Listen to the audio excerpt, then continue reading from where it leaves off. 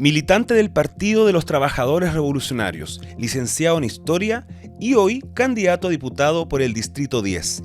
Con ustedes, Dauno Totoro.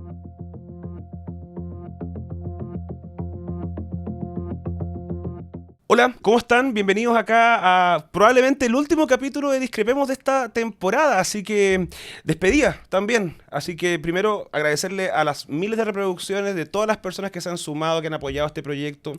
Ha sido completamente orgánico el crecimiento de esto, sin pagos de por medio ni nada, y eso me tiene muy contento porque creo que es un reflejo de un trabajo que hacemos aquí en equipo por el bien de todos y la democracia, de discutir distintos temas y un trabajo bonito y entretenido. Así que estoy muy contento por eso. ¿Con quién vamos a conversar en esta oportunidad? Varios van a morir, se los digo al tiro. Vamos a conversar con Dauno Totoro, candidato a diputado por el Distrito 10 del Partido de los Trabajadores Revolucionarios, licenciado en Historia también. Dauno, ¿cómo estás? Hola Juan, muy bien, muchas gracias por la invitación, el honor de estar aquí en el último capítulo. Los últimos seremos los primeros, así que bien, contento. Buena. Con alergia nomás, con estas fechas. Oye, que están brutales. Aparte que Providencia, el distrito, está lleno de alergia por el plátano oriental, sí, y toda la cuestión. No, y en Macul también, si está ahí, es una plaga. Si eres diputado, ¿me vas a derogar el plátano oriental? No sé, habría que conversarlo con las organizaciones ambientalistas para tomar una decisión más certera en el tema. Oye, Dauno, para conocerte un poco más, a ver, partamos de algo bien fácil. ¿Tu apellido de dónde es? Es de Italia, mi familia, el padre de mi padre, mi abuelo, es italiano. Ellos vivieron ahí la Segunda Guerra Mundial, en una parte céntrica de Italia, en Roma, cerca de Roma, digamos, y luego la Segunda Guerra migra mi abuelo particularmente a México, luego la Unión Soviética. Mi padre nace en la Unión Soviética. Tu papá nació en la Unión Soviética, brígido. Sí, el 62, así que claro, es italiano, de origen italiano. ¿Y Dauno? Y Dauno también es de origen italiano. En la Eneida se menciona ahí existió un reino que era la Daunia, y de ahí viene ese. ¿Y te relacionas mucho con el anime de Estudios Ghibli? Sí, caleta. ¿Amigo Totoro? Sí, caleta. O sea, obvio. Sí. Además, especial. Bueno, ahora que es más antiguo, como que todo el mundo sabe más o menos de qué se trata. Así que sí, siempre hay sus memes. Obvio, sí. Yo decía, esto es como el anime. Vinculado, obligado al anime, sí. Oye, lo otro, Distrito 10, ¿cuál es tu vínculo con el distrito? Bueno, yo primero viví mucho tiempo en el distrito, me tuve que ir por motivos de fuerza mayor, digamos, y pretendo volver a vivir allá en San Joaquín. Estudié allí desde los 19 años, y toda mi vida política, en cierto sentido, también la he hecho ahí en el distrito, en Macul, San Joaquín, en parte en Ñuñoa también. Así que vinculado desde harto tiempo. Vamos con tu partido, interesante. El Partido de los Trabajadores Revolucionarios. ¿De derecha no es? No. Se puede inferir. Infiero. Sí. ¿Infiero bien? Muy bien, ya. Partido de izquierda. A ver, ubiquémonos un poco. ¿Es un partido de izquierda, de ultraizquierda, de centroizquierda? Nosotros somos un partido de izquierda. Nos consideramos que venimos de la matriz del marxismo revolucionario, de aquellos que nos opusimos a los gobiernos autoritarios que emergen especialmente desde la experiencia del estalinismo en la degradación de lo que fue la Revolución Rusa. O sea, tenemos una larga tradición de oposición de izquierda a esos sectores. Somos de lo que se conoce, por lo tanto, como el trotskismo. Y por lo tanto nos consideramos de izquierda, sí, claramente. ¿No es extrema izquierda? Bueno, depende desde la óptica. A mí me parece que hoy vivimos en un modelo profundamente extremista en términos neoliberales, y creo que ante esa realidad podemos ser catalogados de extrema izquierda, pero... Si yo defino al Partido Libertario actual como de extrema derecha, ¿te puedo catalogar a ti de extrema izquierda? Sí, creo que podría catalogarse de esa manera. No es algo que me incomode especialmente, digamos. Son categorías que además van variando en el tiempo en relación de las correlaciones de fuerza también, así que problema no me hace realmente. Vamos con lo que mencionaste del trotskismo. Se ocupa mucho como, este es trotskista, ¿cachai? No, puros trotskistas ahí la cuestión. Corrígeme si me equivoco, pero tiene que ver esto con una idea, una filosofía de la revolución permanente. Exactamente. Ya, explícame eso. Mira, vamos a viajar en el tiempo más de 100 años atrás. Ya, pero vamos a ir hacerlo. Yo sé que eres licenciado en Historia y te gustan estas cosas, pero... Claro, vamos a tratarlo de hacerlo acotado. El trotskismo nace como la continuidad del marxismo revolucionario de Marx, Engels, Rosa Luxemburgo, Lenin. Y nace como una oposición a la degradación de la Revolución Rusa y la burocratización del gobierno de los soviets en Rusia a través de la figura de Stalin. Nace como una oposición que buscaba la construcción de un socialismo desde abajo, basado en las organizaciones de autopoder de la clase trabajadora y del pueblo. Entonces nosotros tenemos una reivindicación de ese marxismo que emerge, o de una sociedad nueva que supera el capitalismo, pero que emerja desde los espacios y desde los organismos de autogobierno de las masas trabajadoras. No suena muy democrático. Al contrario, es una profundización, es una cuestión mucho más democrática que la actual democracia. De hecho, yo creo que hay que tener en consideración que muchas veces se confunde la democracia tradicional de la república burguesa con... ¿La chilena, por ejemplo? Sí, claro. Ya. Se confunde con el concepto de democracia. Porque me parece que esta democracia, la democracia que nace post-Revolución Francesa, primero no es el sistema más extendido en el mundo, no es el más extendido en la historia, y que además tiene muchas debilidades. No hay que olvidar que nació como un derecho a voto solo para los propietarios. Y fue gracias a la movilización popular, al movimiento de mujeres y un largo etcétera de luchas que se dieron, que el voto se extiende. Claro, no, sí, eso es cierto, que se abrió democracia. Claro, entonces, nosotros nos ubicamos primero que todo en el campo de la lucha por los derechos democráticos desde ya. O sea, en la historia hemos luchado por el voto de las mujeres, por el voto de los trabajadores, incluso en la discusión actual por el voto de la población migrante, a la cual la izquierda en el poder se ha negado.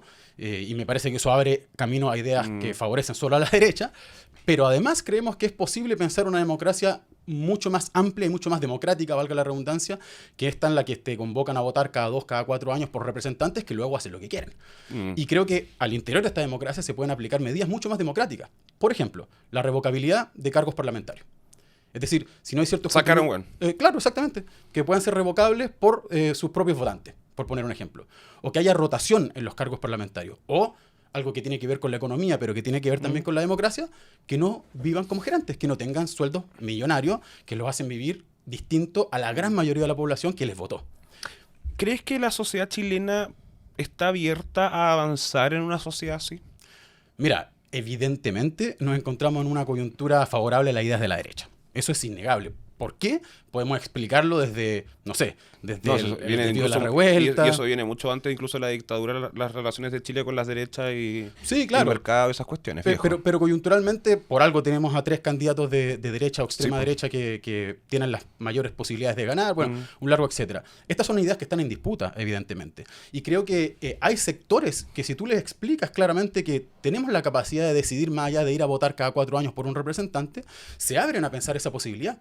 ¿Por qué no podemos, los trabajadores y trabajadoras, por ejemplo, en La Granja, en San Joaquín, que son sectores que han sido postergados permanentemente en el Distrito 10, tener la capacidad de decidir sobre los planes urbanísticos, sobre los planes de construcción pública, de la vivienda? O sea, pensar una forma de democracia superior a la que vivimos actualmente. Sí, si cuestionas o eres crítico del sistema democrático imperante, por ejemplo, actualmente en Chile, ¿por qué te abres a participar en él? Porque creemos que todo espacio democrático, por mínimo que este sea, debe ser utilizado. Y más todavía si, a ojos de la gran mayoría, son espacios legítimos, más allá de que el Parlamento tenga una aprobación que está por el suelo. Sí. Pero sí creemos que son espacios que tenemos que entrar a disputar.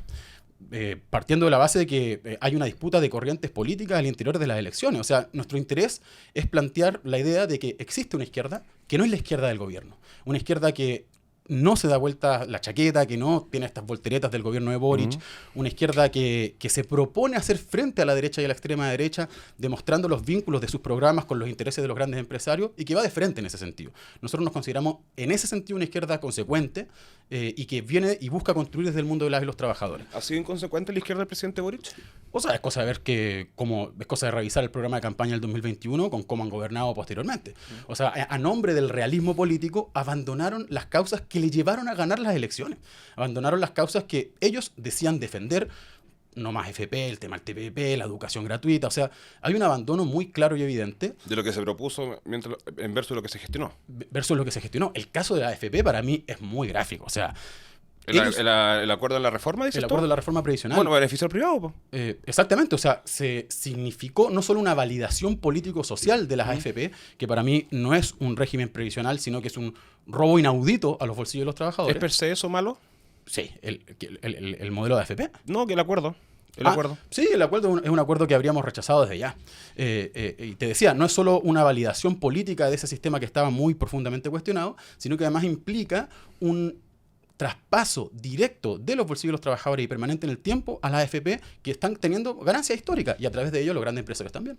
Entonces, nos parece que hay una clara inconsecuencia entre el Boric que dijo no más FP durante 10, 15 años. O de la polera de no más TTP. O de no más TPP, y el gobierno y el Boric que tenemos hoy en día, que en nombre del realismo político renuncia a las banderas históricas de la izquierda o de los sectores populares.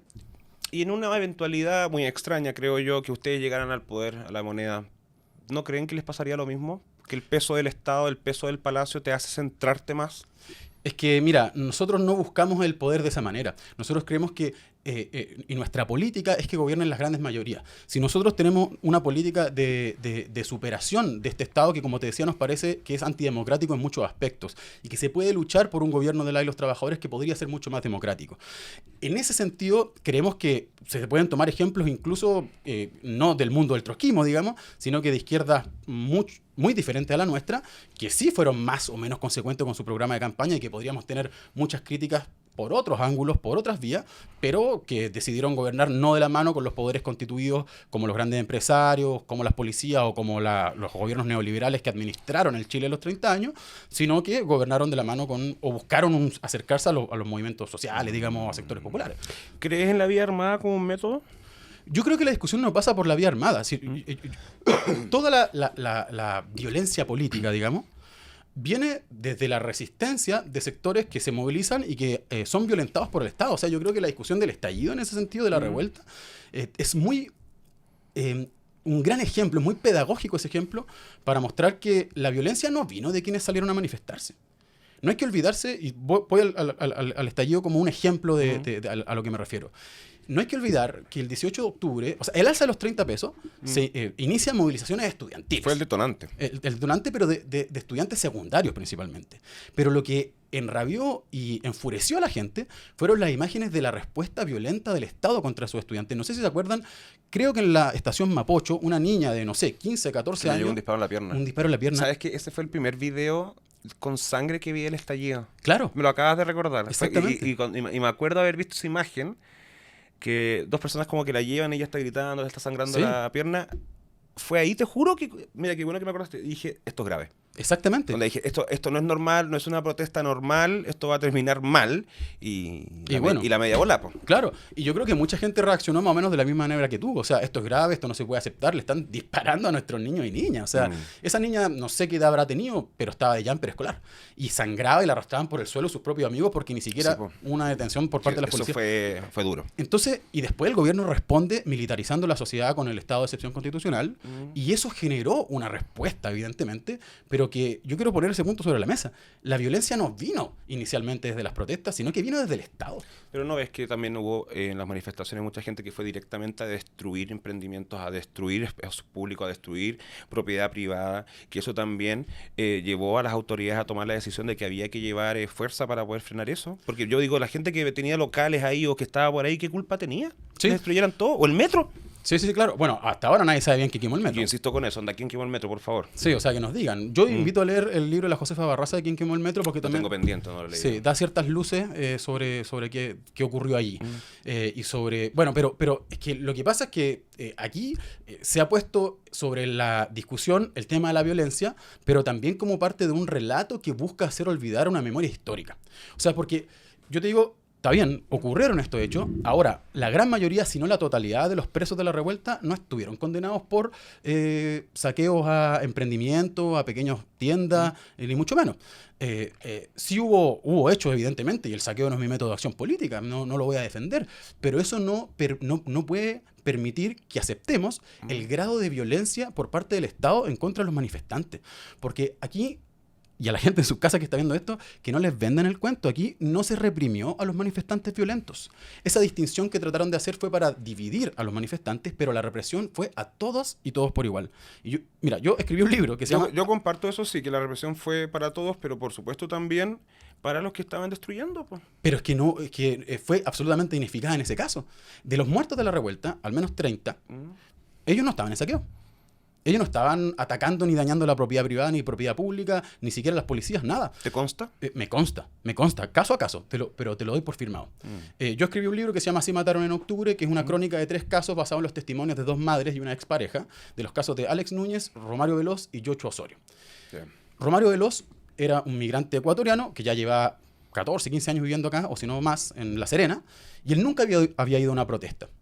Y la primera vez que va a una marcha, convencido por un amigo de su lugar de estudio, el INACAP creo que era, si no me equivoco, va a esta marcha y le muestra su celular a su mamá, que la llama preocupado: ¿por qué está ahí si esto es una cosa de chileno? Y le dice: mamá, mira, esto está tranquilo. Y le muestra un video. Y era una marcha por la Panamericana en La Serena, familia, gente con los niños en sus brazos, cacerolazo. 5 minutos después lo matan con disparos de guerra, los militares.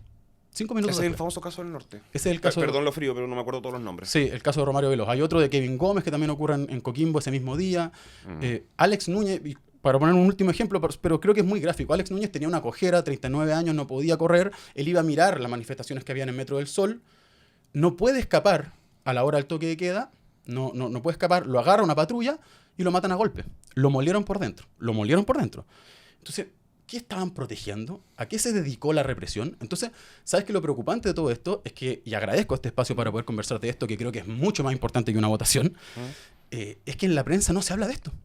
No se habla que, por ejemplo, Fiscalía desistió en la investigación de Alex Núñez, lo que es grave, porque había funcionarios policiales involucrados. Y se sabe que eran de la 25ª Comisaría de Maipú, no era buscar una aguja en un pajar. Entiendo la visión que hace, y es gravísimo, por supuesto. O sea, cómo no se pueden morir personas a manos de fuerzas policiales o armadas de Chile en democracia. O sea, ojalá en un contexto, pero entiendes a lo que voy. Sí. Pero ¿no consideras tal vez que los casos que tú mencionas, gravísimos por cierto, pueden ser mirados un poco como cherry picking, como para sacar el respaldo a Carabineros de haber enfrentado a manifestantes que destruían propiedad privada, por ejemplo? O sea, al contrario, yo creo que es mostrar que la violencia del Estado jamás te va a resolver un problema social tan agudo como una rebelión. O sea, ¿Fue una rebelión para ti esto? Sí, fue una rebelión, una revuelta. Creo que es más preciso que estallido social porque implica también cierta intención de autodecidir, digamos. Más allá de que haya sido inorgánico y que estas teorías de los coreanos, los extraterrestres, los K-pop nos invadieron. o los Naruto, Sí, claro. Los más brígidos de todos. Sí, los más peligrosos. Los más peligrosos. Sí, o los ACAF, que también Sergio Mico, con su teoría del golpe de Estado no convencional, que se suma a la tesis de Piñera, decía que era un golpe de Estado protagonizado por ACAF. Y ACAF es un rayado. Es un rayado. No, mira, esa cuestión es cierto. Yo no creo que haya sido un golpe de Estado. Por ningún motivo yo creo que eso es deshonestidad intelectual. Pero de que se quería sacar al presidente, se quería sacar al presidente. Sí. Y a mí me querellaron eso lo vi. O sea, y había gente que lo quería derrocar y lo acusaban constitucionalmente y toda la cuestión. Sí. ¿Cómo ves eso como una salida? ¿Era una salida para ti válida la renuncia del presidente? Sí. Totalmente. De hecho, yo no sé si tú sabías, pero yo fui querellado durante el estallido por Ley de Seguridad Interior del Estado. ¿Qué andaba ahí haciendo? Y eso es lo interesante, estaba en una asamblea de 50 personas en la Federación de Estudiantes de la Chile, en una convocatoria abierta de una organización, Cordón Centro, si no me equivoco, y dije que Piñera tenía que caer y que había que establecer una asamblea constituyente, algo así. Y eso les pareció suficiente para querellarse en mi contra la intendencia, o más bien el gobierno a través de la intendencia del intendente Felipe Guevara, que hoy está siendo... Guevara, el exalcalde de Banechea, que está metido en esa cuestión de las lucas. Exactamente, que está siendo investigado por caso de corrupción. Entonces digo esto y eso me significó una querella por Ley de Seguridad Interior del Estado. Pero dado el contexto y decir caer, no da para interpretar que estaban planeando algo brigio para hacerlo caer en vez de dimitir. Tú tienes que comprobarlo primero. Que estamos planeando algo y que no solamente es mi idea, porque te están querellando por una idea. A mí me querellaron por algo que dije, y eso es grave. Eso es persecución política. ¿En qué quedó esa querella, esa investigación? ¿En qué está ahí ahora? ¿Estás libre? Sí, estoy libre, no estoy de clandestino. No estoy con tobillera. No estoy con tobillera. Ya, qué bueno. El séptimo juzgado la declaró inadmisible, el gobierno apeló, la Corte de Apelaciones aceptó la apelación, le dio curso, y al menos de un año el gobierno retiró la querella, porque no tenía ni pies ni cabeza. No. Y yo creo que sí es democrático exigir la salida de un presidente en el marco de las masivas violaciones a los derechos humanos que se cometieron. Y además la acusación constitucional es ¿Fueron una figura... masivas? Fueron masivas. ¿Como las de Pinochet, dices tú? Para mí eso es masivo. Yo creo que fueron las más masivas desde el fin de la dictadura. Comparto. Es donde hubo más violación de los derechos humanos que estamos en democracia, pero así como masivo, sistemático. O sea, Chile ha sido parte de todos los ciclos de lucha de clases, podríamos decir, que ha habido desde el 2008 a la fecha. O sea, del 2008-2011, Chile estuvo el movimiento estudiantil, la primavera árabe, etcétera. El 2018 a la Chile no es ajeno. Claro, fue parte de esos procesos. Y hay estudios muy interesantes que dicen que en ambos casos, 2011-2019, Chile fue donde se vivieron las protestas más masivas a nivel mundial en relación a la cantidad de población y más prolongadas en el tiempo. Entonces, si no atendemos a esos síntomas y nos quedamos discutiendo si era o no válida la acusación constitucional o si estaban mal o no los saqueos y que la izquierda tiene que condenar la violencia, estamos fritos. porque nada de lo planteado ni el 2011 ni el 2019 se ha resuelto realmente. De hecho, yo creo que la gente hoy siente y vive, en muchos casos, peor de lo que se vivía en ese tiempo. Y creo que eso es grave. Y por eso creo que hay que atender a los motivos profundos de la rebelión. ¿Crees que te suma ser trotskista para alcanzar votos? O sea, estamos claros que somos una oposición minoritaria en estos momentos, evidentemente. Pero a mí lo que me mueve no es ganar más o menos votos, sino que es la construcción de una organización política que defienda las ideas de cómo superar esta sociedad y este sistema que me parece profundamente irracional, que fomenta y se basa en la desigualdad para crecer. ¿Y te parece racional la revolución constante?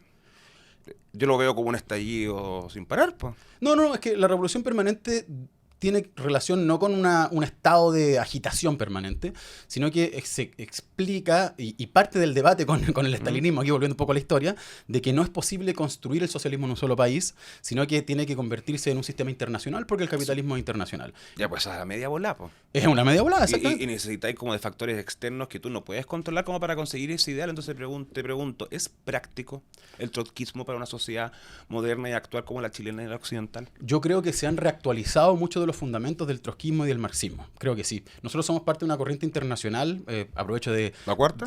Claro, por la construcción de la cuarta. Y aprovecho de la cuarta promocionar... internacional, nos referimos. Sí.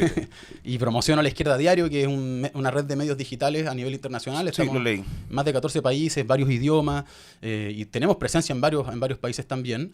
Pero creemos que esto no va a depender solo de un grupo político. Esto es parte de procesos sociales mucho más profundos.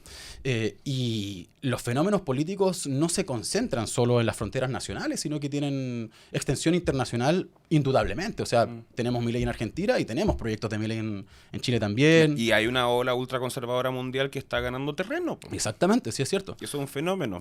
¿No creen que la izquierda es parte responsable de eso?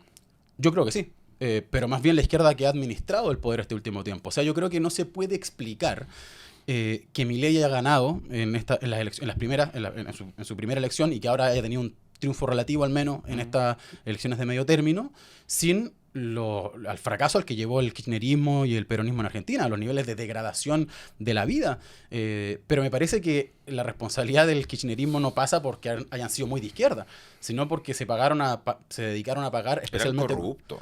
Por la corrupción. La doctrina Kirchner fue una corrupción hecha ministerio. Claro, o sea, puede ser, pero además el otro problema es que se dedicaron a pagar una deuda externa que solamente alcanzaba a pagar los intereses que le imponían organismos financieros internacionales que poco interés tenían en mejorar la vida de la población argentina. Entonces, obviamente que tiene responsabilidad, pero creo que es la izquierda que ha estado en el poder y que ha administrado el poder con recetas que finalmente no han favorecido a las mayorías de sus respectivos países. ¿Te consideras alguien peligroso? ¿Peligroso? No, para nada. ¿Por qué me debería considerar peligroso? Por trotskista, pues.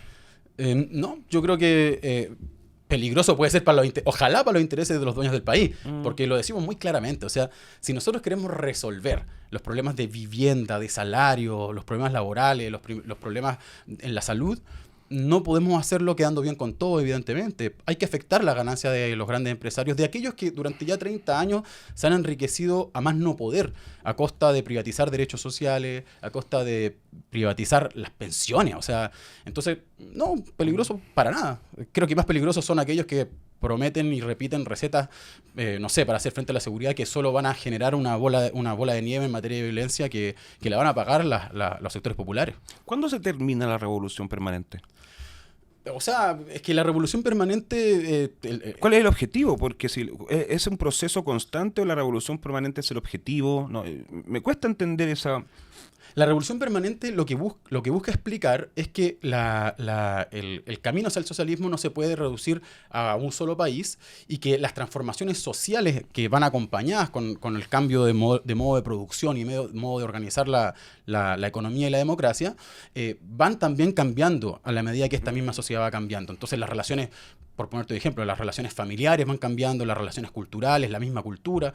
Entonces tiene que ver más con eso, con los procesos de transformaciones, no con como te decía, un estado permanente de agitación y de lucha en las calles, digamos. No se trata de eso, sino que más bien de cómo se puede ir constituyendo un gobierno democrático de los trabajadores a lo largo del tiempo y cómo este va avanzando. El partido se llama Partido Revolucionario de los Trabajadores. De Trabajadores Revolucionarios. Perdón, se me enreda.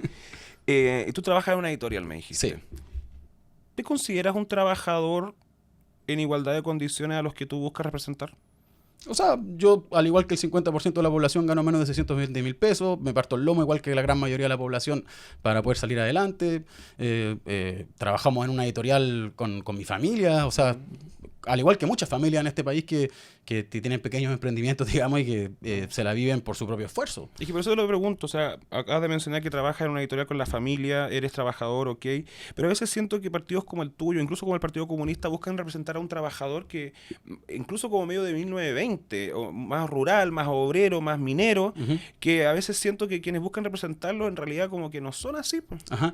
Sí, yo creo que hay una caricatura en un sentido de cuando hablamos de trabajadores. O sea, hoy la clase trabajadora en Chile no son el obrero industrial con casco y no, ha variado mucho. La clase obrera en el mundo entero es el momento histórico que mayor integrantes tiene, digamos. Nunca había sido tan grande la clase trabajadora, pero también nunca había sido tan diversa, en el sentido de que existe la flexibilidad laboral, existen los trabajadores de aplicaciones, por ejemplo, la autoexplotación en la informalidad laboral también. O sea, hay una diversificación muy importante. Y nosotros también tenemos nuestra propia lista de candidatos y candidatas que son profesoras, trabajadores de la educación pública, funcionarios de la educación pública. O sea, hay una diversidad bastante grande, trabajadores también de sectores privados, que es más difícil porque el problema es que al interior de los lugares de trabajo se viven verdaderas dictaduras donde si te ven haciendo política, te echan de una. ¿Trabajas entonces en la editorial familiar? Sí. ¿No es eso medio burgués?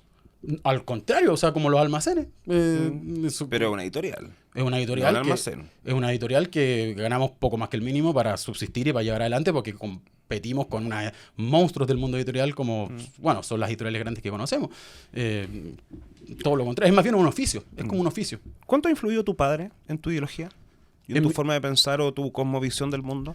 En mi ideología no tanto, porque él tiene una forma de pensar bastante distinta en relación a lo que es el trotskismo, digamos. Él no es parte de esa vertiente de la izquierda, que tenemos muchas diferencias, digamos. Entonces, ¿qué te pasó a ti?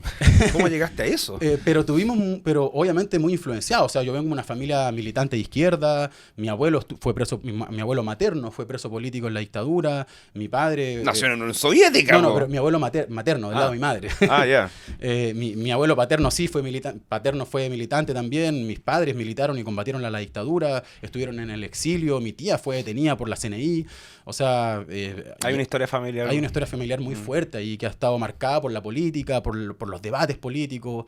Yo nunca me voy a olvidar de las enseñanzas que me daban ellos también, o sea, creo que eso evidentemente formó parte de mi interés y de mi ímpetu por la transformación de la sociedad, por la superación de esta sociedad que me parece irracional, injusta, desigual, pero después toda esta otra variante de la militancia política la adopté yo por mi propia decisión, cuando ellos ya hace mucho tiempo estaban desinteresados o más bien descontentos con los partidos políticos. Entonces, ahí también hay mucho de continuidad y de quiebre también. ¿Crees que tu discurso, tu ideología política tiene eco en la sociedad chilena? Como te decía, yo creo que hoy innegablemente somos una oposición minoritaria. O sea, eso sería loco no creerlo. Ahora, si entramos a discutir programáticamente, creo que la gran mayoría de la población estaría de acuerdo con rebajar las horas de trabajo, con aumentar los salarios, con eliminar la AFP probablemente, con que los diputados... No sé si la gente ya quiere eliminar la AFP. Yo creo que sí, yo creo que la gente está bastante descontenta con el modelo de AFP. Y muy descontento también por el fracaso del estallido. También, totalmente, pero el fracaso del estallido no creo que tenga que ver tanto con el estallido mismo. ¿Pero qué se consiguió, por ejemplo? O sea, yo creo que fue una experiencia histórica muy importante. Sí, eso sí. Lo que hay que explicar sí es que el estallido fue...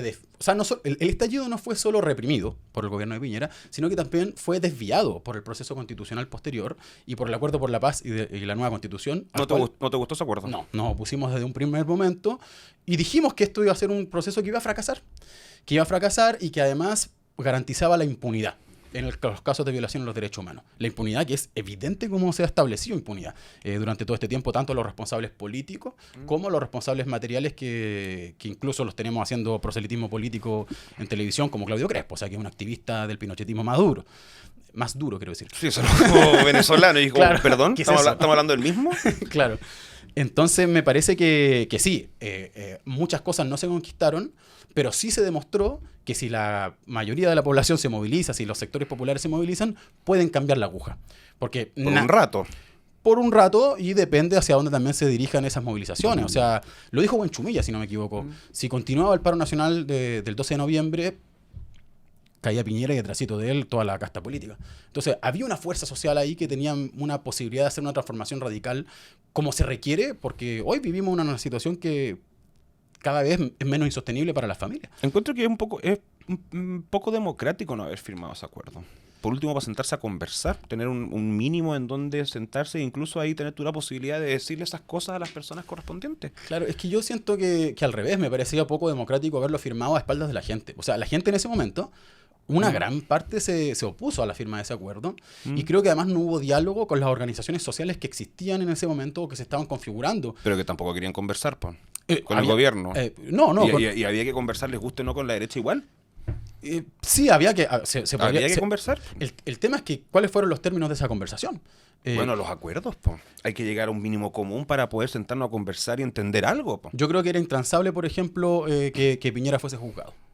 Porque no podía Tenía que ser juzgado. Sí. Pero eso no se podía solucionar con la acusación constitucional, que luego falló, pero ir por ahí nomás. Es que ese es el problema, esos eran los límites que te imponía permanentemente la institucionalidad. Y por eso nosotros creemos que justamente y participamos en las elecciones con la idea de fortalecer tribunas parlamentarias o electorales en este caso, para alimentar y fortalecer el camino de la organización y la movilización extrainstitucional. Y eso lo decimos sin ningún temor, digamos. Entonces creo que en su momento fue tremendamente antidemocrático porque además fue pasando por encima de estos ejemplos que te daba de casos de asesinatos, de casos de tortura incluso, de casos de traumas oculares que quedaron... ¿Tortura como en la estación Baqueano? Mira, esa investigación... Porque esa cuestión ha sido una de las mulas más grandes que he escuchado en redes sociales y en la prensa. Y varios hicieron eco de eso y no sabido de nada si realmente eso pasó. Sí, eso no está claro, es verdad. No está claro. Pero está abierto el proceso judicial todavía. Yo creo que va a fallar pésimo, no hay prueba. Como muchos de los otros casos. Sí. Como el estudiante de medicina violado. No, eso después se ratificó y hubo condena. ¿Ya? Sí hubo condena. Okay. Es que eso es lo que te digo, porque muchas veces se instaló un discurso que resultó ser falso. Porque en ese caso del estudiante de medicina, claro, al principio se absolvió a los involucrados, pero luego se insistió y hubo una condena. Y hubo muchos casos que hoy... ¿Condena por violación? Por lo que se había querellado en ese momento el estudiante, que no recuerdo exactamente la figura legal, digamos. Habrá que revisarlo, déjenos en los comentarios. Sí. Y muchos otros casos que han sido olvidados, y eso es lo preocupante. ¿Sí? Finalmente, y no te lo digo solo por un tema de humanidad, por esos casos, sino porque entonces, ¿qué pasa cuando de nuevo hayan movilizaciones? ¿Y si hay muertos? ¿Y si hay víctimas de trauma ocular? Yo creo que ahora la gente le ha quitado el valor a lo que es la movilización social, a la legítima protesta. Yo he protestado por mis causas también. Y yo creo que ahora la gente, cuando vea protestas en un futuro próximo, o sea, de la causa que sea, la gente no las va a apoyar. Yo creo que envejeció muy mal la protesta social por el fracaso que significó la Convención Constitucional y el estallido. Sí, yo creo primero que quizá hay que separar lo que fue la Convención Constitucional del estallido de la revuelta. Se les decía octubristas a los convencionales, pero eran más bien noviembristas. Eso no es estupidez. Claro, pero además yo siento que sí, evidentemente hoy no paga bien, digamos, o sea, no están en su mejor momento. Pésimo. Pero también creo que es coyuntural. O sea, yo creo que estamos viviendo una coyuntura, una ola de peso de las ideas de la extrema derecha, de deslegitimación de la protesta social, pero poco a poco hay cierto reverdecimiento, no te digo de la movilización como un fetiche de cortar calle, ¿cachai? Sino que de fortalecer la organización social desde abajo, los centros de estudiantes, las federaciones estudiantiles, los sindicatos, las asambleas territoriales. Yo creo que es fundamental reconstruir ese tejido social y que poco a poco hay muestras de que hay interés y necesidad de poder reconstruirlo. ¿Tu partido tuvo a alguien en la convención? No, nosotros participamos, pero no, o sea, nos tiramos las elecciones, pero no tuvimos... ¿Y de qué partido era ella? Se me olvidó el nombre, la que quería convertir a Chile en la Unión Soviética. Sí, que propuso, que después ni siquiera votó, creo, por... Sí, no, tremenda ella, loquísima, pero ¿qué onda? No, pensé que era de... Sí, pensé que era de tu partido. ¿Por qué crees que fracasó la convención? Yo encuentro que fracasó, yo voto a prueba, porque nunca se tomaron en serio que lo que se estaba construyendo era una constitución, en un plan de gobierno. Sí, quizá en parte por eso, pero también porque me parece que se fueron distanciando cada vez más de las necesidades y de la realidad social. Comparto. O sea, teníamos a esta convención discutiendo una serie de temas que eran ajenos a lo que estaba viviendo la población con pandemia. No olvidemos que hubo protestas por el hambre en ese tiempo. Sí, cuando se entregaron mal las cajas, yo me acuerdo. Claro, o sea, entonces tú tenías desempleo en alza, los salarios que no alcanzaban, gente muriendo, gente encerrada producto de por el tema de la pandemia. Una crisis muy profunda, y la convención parecía ajena a toda esa realidad, y porque además fue sometida a los canales de la institucionalidad. ¿Y eso no es bueno acaso? En este caso no. ¿Por qué? Porque justamente lo que te impidieron fue discutir una reforma más profunda al régimen y al sistema político. Pero si se pedía cambiar la Constitución, partimos con un hoja en blanco. Yo creo que es lo más profundo que hemos intentado hacer en democracia. Pero era una convención con cierto sometimiento a los poderes ya establecidos. O sea, no era una asamblea constituyente. Entonces, ¿qué teníamos que hacer? Bueno, nosotros planteamos, había un programa que implicaba un delegado cada 10.000 personas, que tuviesen revocabilidad, que no estuviese sometido a los tratados internacionales ni a los poderes constituidos, es decir, una asamblea constituyente como le gustaba a los burgueses en el siglo XIX y siglo XVIII. O sea, bueno, tú lo has dicho, en el siglo XVIII. Claro, pero fueron los que constituyeron el Estado moderno, digamos, el Estado capitalista moderno. Entonces, como que ahora le tienen mucho miedo a ese tipo de discusiones, pero en realidad son discusiones democráticas. Eso es más democracia, si tú lo quieres poner desde ese punto de vista. Yo lo veo más como un desorden, porque ¿cómo vamos a armar algo sin con el tema de las instituciones internacionales con las cuales estamos vinculados? ¿Nos convertiríamos en un estado paria, po? No, yo te digo que se puedan discutir, incluso esos tratados me parece legítimo que se puedan poner sobre la mesa y abrir una discusión al respecto. Ahora, yo creo que el fracaso de la Convención Constitucional, como te digo, está en el origen. Porque se podría haber discutido una serie de reformas sociales, si tú quieres. Pensiones, salud, educación, inyección de recursos. En vez de partir todo desde una. Con una convención constitucional que cada vez, como te digo, se fue alejando de la realidad popular. Si tuviese discutido salarios, por ejemplo, o sea, aquí en Chile no hubo una segunda revuelta porque estuvieron los retiros del 10% y pandemia. Y la pandemia. O sea, la pandemia hizo la pega que Piñera quería hacer a través de sus leyes represivas directamente, como la ley antibarricada, anticapucha, antibailapasa y un largo etcétera de medidas que entorpecían el libre tránsito de nuestra sociedad. Pero eran parte de la posibilidad democrática de manifestarse. Pero están cortando el camino, po. ¿Dónde está la libertad? ¿Dónde está la libertad del otro? Pero la única forma que tú tienes para hacer escuchar tu voz, muchas veces es la manifestación.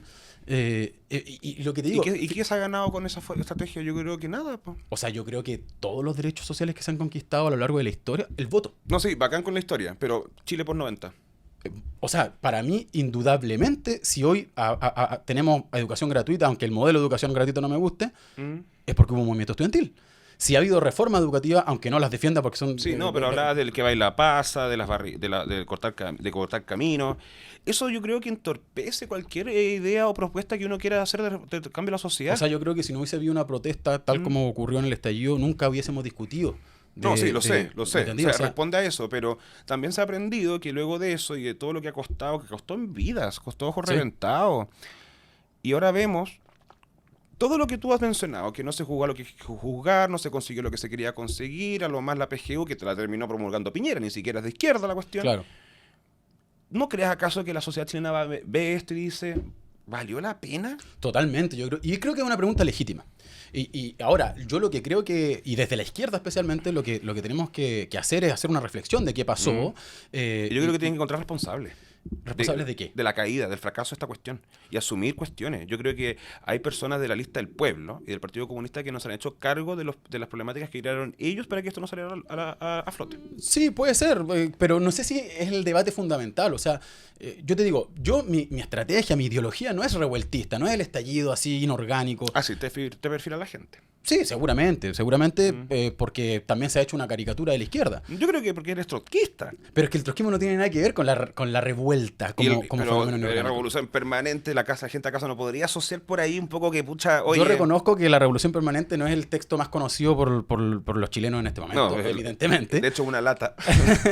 pero sí creo que, o sea, si la revuelta fue rápidamente desviada es porque no logró enraizarse en el sentido de que se generan organizaciones sociales firmes, fuertes, democráticas, asambleas territoriales, porque una cosa es el corte de calle, lo que tú quieras ya, pero lo que hubo también fueron miles de asambleas territoriales y de cabildos donde la gente quería discutir. Así es. Y la gente se organizó porque quería discutir salarios, pensiones, salud, constitución también, pero hubo un proceso democrático de liberación y el Acuerdo por la Paz borró eso de un plumazo, dijo esto es inválido porque no está la presencia de la institución y constituyó un camino constitucional no consultado con esas organizaciones y pactado con quienes estaban reprimiendo con brutalidad la revuelta. Abel Acuña muere menos de 24 horas después de llamado el Acuerdo por la Paz. Entonces igual es una imagen un poco fuerte que se firme en las alturas un Acuerdo por la Paz y menos de 24 horas después hay un manifestante muerto por la acción del Estado. Habiendo existido un plebiscito con voto voluntario para iniciar este proceso, votó creo que el 50% del padrón electoral y de ese válidamente emitido el 51% votó apruebo. No, más, perdón, 60 y tanto votó... 70 creo. 70, apruebo. O tirado para el 80. Sí, por ahí. Sí. Igual yo encuentro que es una validación suficiente como para que la gente haya dicho ya, vamos por esta vía institucional. Pues. Sí, claro, desde el punto de vista que era el único camino que ofrecieron. Claro. Sí, totalmente. Era todo nada. O sea, algo hay que tener. Pues. Claro, pero, o sea, yo creo que podríamos, y nosotros bregamos en un sentido por un camino distinto. Pero de la misma forma, ponte tú que ahora estás buscando llegar al Parlamento.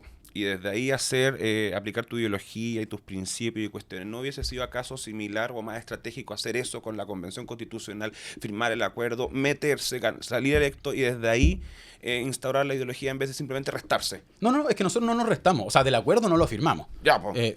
Pero participamos en las elecciones de la Convención. Más raro todavía, po. Más Sí. raro todavía, porque ¿cómo no firman algo y luego tiran candidatos, po? Porque ese era el único camino que estaba establecido. Ya no había otra alternativa. Y creíamos Por eso, que era ¿por qué importante. no lo firmaron? Porque una cosa, porque nosotros participamos en las elecciones denunciando claramente que este era un desvío constitucional, porque queríamos aprovechar ese espacio, como te decía en un comienzo, mínimamente democrático, donde podías hacer un poquito más audible tu voz, que no es muy audible, para decir, ojo que esto es una traición, ojo que esto va a fracasar, ojo que esto no va a resultar. ¿Y por qué crees que no sacaron ni un convencional? Bueno, creo que hay varios fenómenos, entre ellos que hubo una irrupción de lo que fue la lista del pueblo, donde se eligieron a muchos independientes. El 65% de los convencionales Eran independientes. No solo de la lista del pueblo o de las listas habían independientes, sino entonces yo creo que también nosotros nos llamamos Partido de Trabajadores Revolucionarios el nombre de la lista, entonces yo creo que también hubo un castigo al concepto de partido en general y emergieron muchas otras corrientes también, y porque además era un momento que no era muy favorable para nuestra idea. Así, ¿cómo tú explicabas esto que te estoy diciendo ahora en un debate político? Era difícil, evidentemente, y lo reconozco, pero era parte de la disputa que nos propusimos dar, porque nosotros damos la disputa donde sea y en el escenario que sea, no nos queremos restar. ¿Por qué no llevan candidato presidencial? Porque por un tema de fuerza, o sea, decidimos concentrar en la legalización de nuestro partido, en las regiones en las que estamos, Arica, Antofagasta, Iquique, Valparaíso, Santiago, y desde allí levantar las candidaturas a diputados que levantamos en todas estas regiones, antes de reunir las 36.000, 38.000 firmas que se requiere para la candidatura presidencial. ¿Y en primera vuelta por quién van?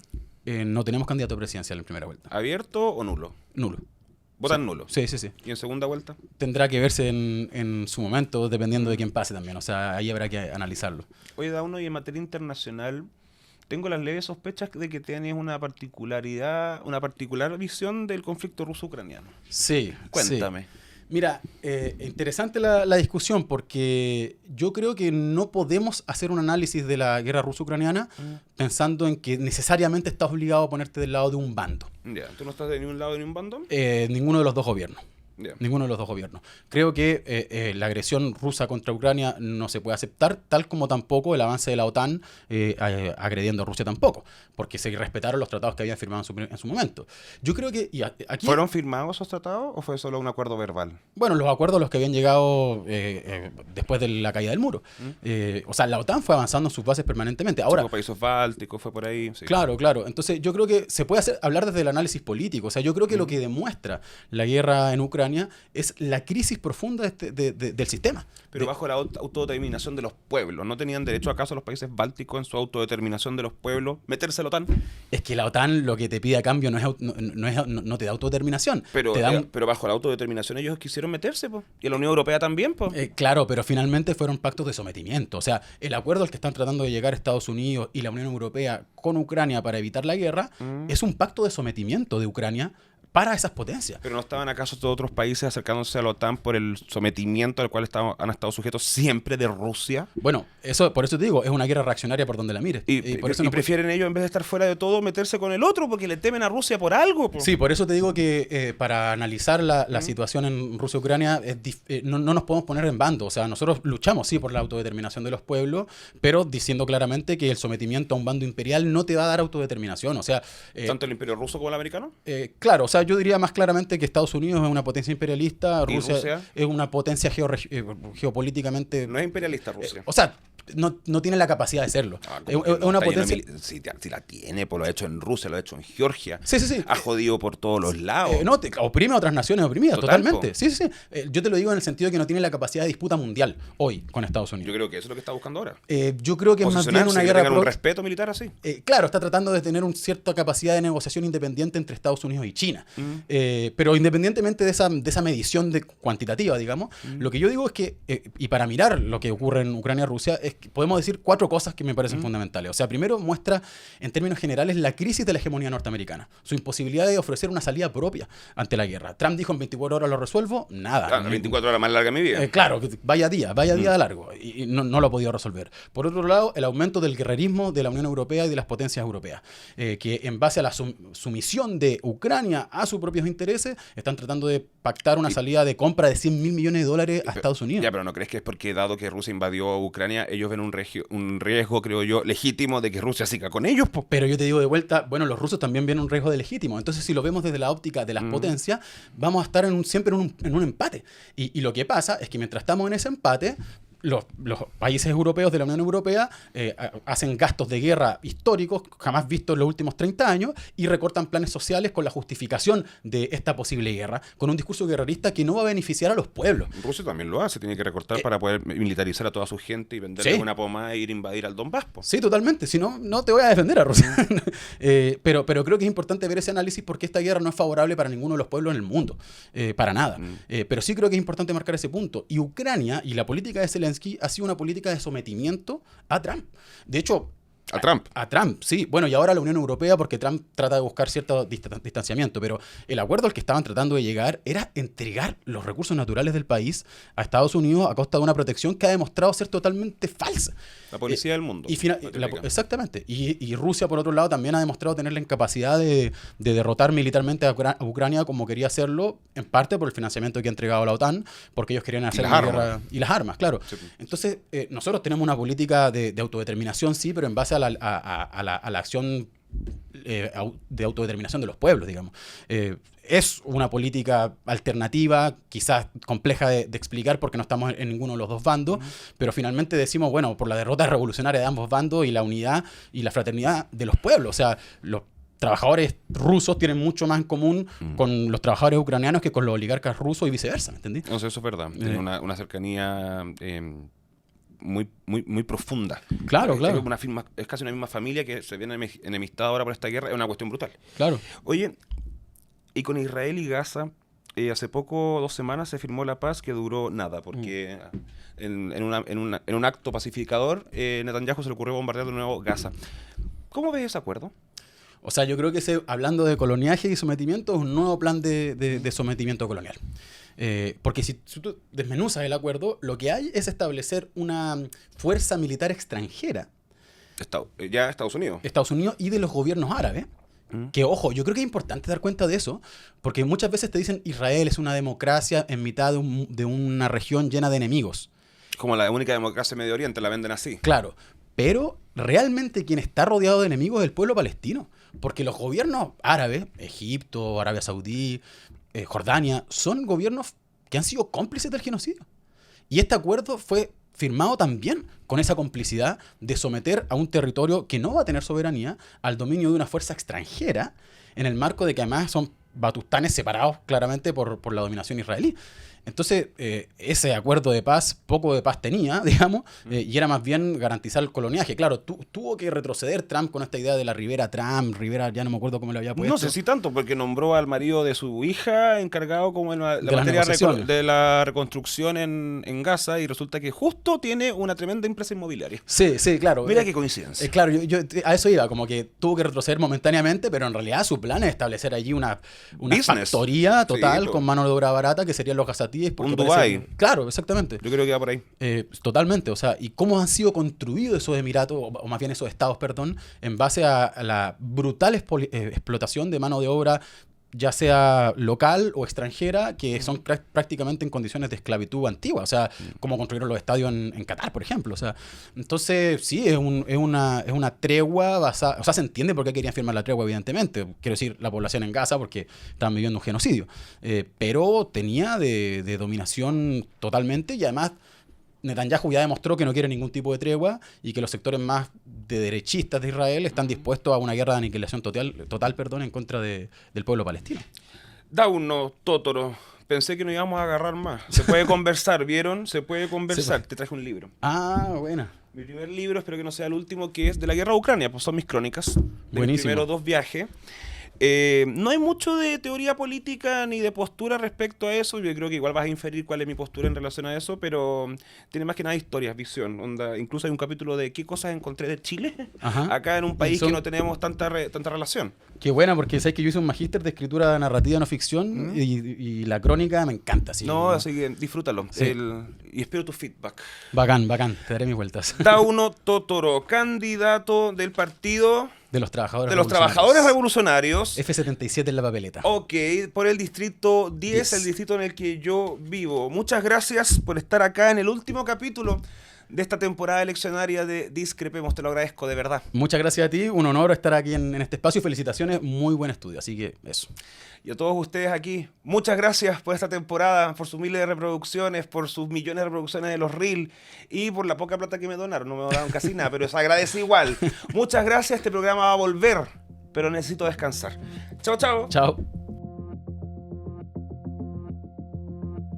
Si llegaste hasta aquí, te lo agradezco, y te invito también a que te suscribas a este canal y lo sigas en Instagram como @discrepemos. Y bueno, si me quieres seguir a mí también, me puedes encontrar en TikTok, Instagram y Twitter como @JuanVallejoC. Nos vemos en un próximo capítulo.